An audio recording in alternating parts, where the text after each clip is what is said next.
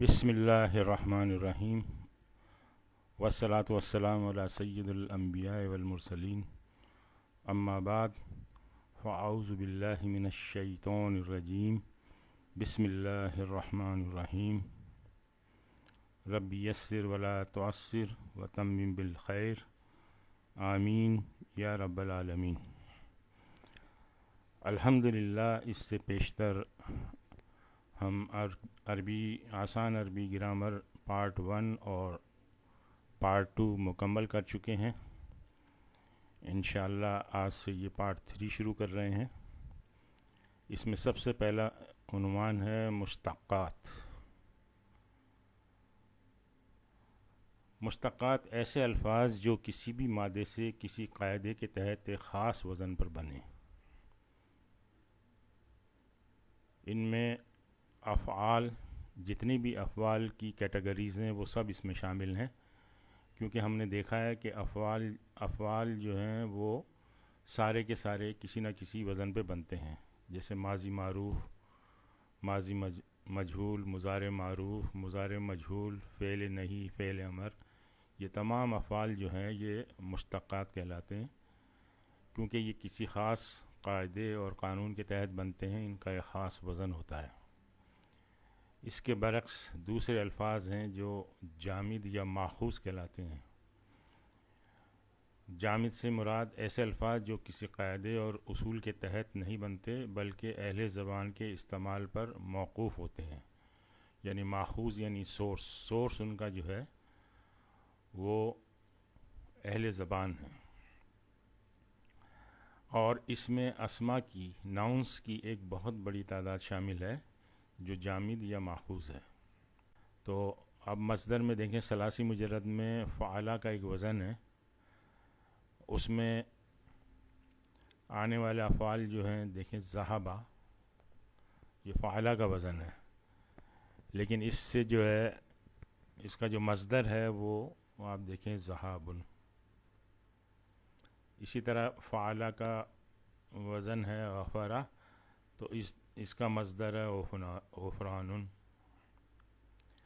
طلبہ سے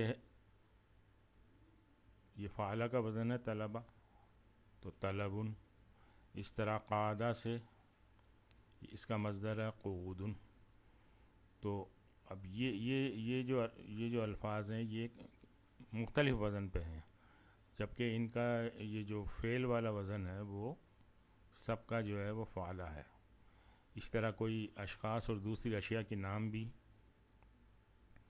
مادہ ہے میم لام کاف، اس سے ملکن بھی بنتا ہے اور ملکن بھی۔ تو ملکن یعنی اختیار والا، اور ملکن بادشاہ یا سردار وغیرہ۔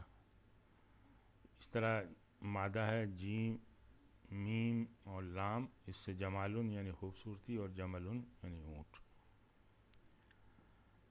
تو اسم کی ایک بڑی تعداد ایسی ہے جو کسی خاص قاعدے اور قانون کے تحت نہیں بنتی، بلکہ جس طرح اہل زبان استعمال کرتے ہیں اسی طرح سے وہ ہم تک پہنچ جاتے ہیں۔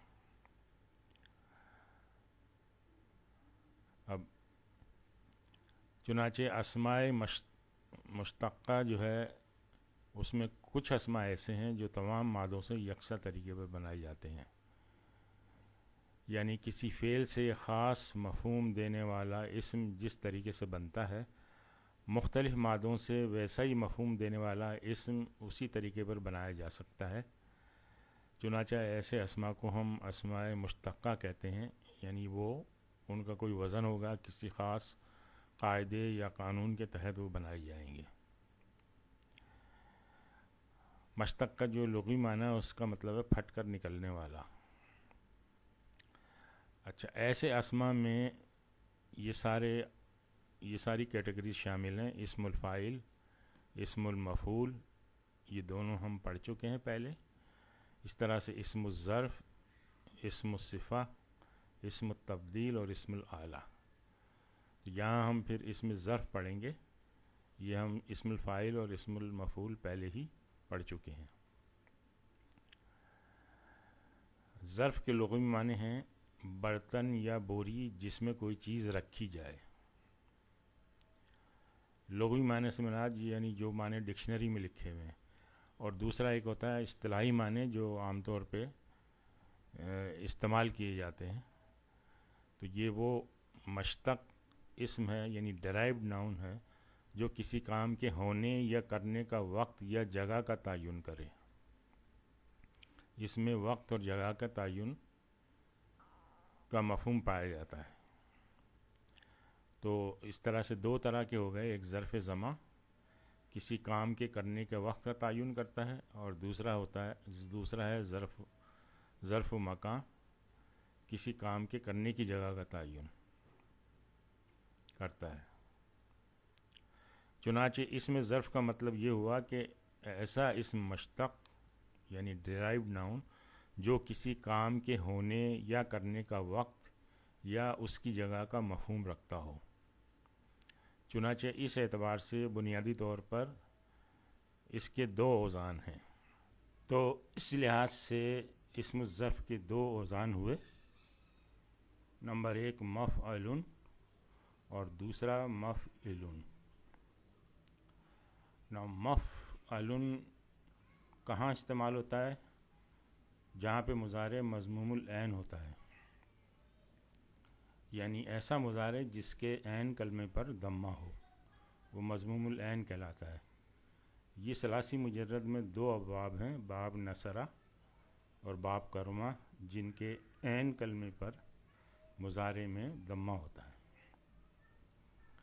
دوسرا مفعول کے وزن پہ آتا ہے مفتوح العین، یعنی ایسا مضارع جس کے عین کلمے پر فتح ہو. اور یہ باب ثلاثی مجرد میں باب فتح اور باب سمیہ، یہ دونوں باب جو ہیں مفتوح العین کہلاتے ہیں. اچھا، مفعل یہ مکسور العین، ایسا مضارع جس کے عین کلمے پر کسرہ ہو، اور یہ باب ضربہ اور باب حسیبہ ثلاثی مجرد میں. تو اس طرح سے ان کی دو واضح تقسیم ہو گئی. ایک وزن ہے اس کا مفعل، وہ باب نصرہ، باب کرما، باب فتح اور باب سمیہ سے، اور دوسرا ہے مفعل، وہ باب ضربہ اور باب حسیبہ سے. اس کی مثال دیکھیں مفعل کی، مخرجن، مفعل مخرجن، اور اس کے معنی ہیں نکلنے کی جگہ. تو اب آپ یہ دیکھیں کہ اس میں کام کرنے کا مفہوم یعنی نکلنا، اس کا مفہوم بھی آ رہا ہے اور جگہ بھی، یہ دونوں چیزیں آ رہی ہیں. تو یہ اسم ظرف کہلائے گا، نکلنے کی جگہ مخرجن. اس طرح دوسری مثال دیکھیں مفعل کی، مرجعن، مرجعن کے معنی ہیں لوٹنے کی جگہ. تو اس میں کام جو ہے لوٹنا ہے، تو اس میں کام کا بھی مفہوم آ رہا ہے، کام کرنے کا، اور جگہ کا، دونوں چیزوں کا اس میں مفہوم آ رہا ہے. اور یہی اسم ظرف کی جو ہے وہ تعریف ہے. آج ہم یہیں پہ اکتفا کرتے ہیں. سبحانک اللہم و بحمدک، نشہد ان لا الہ الا انت، نستغفرک و نتوب الیک.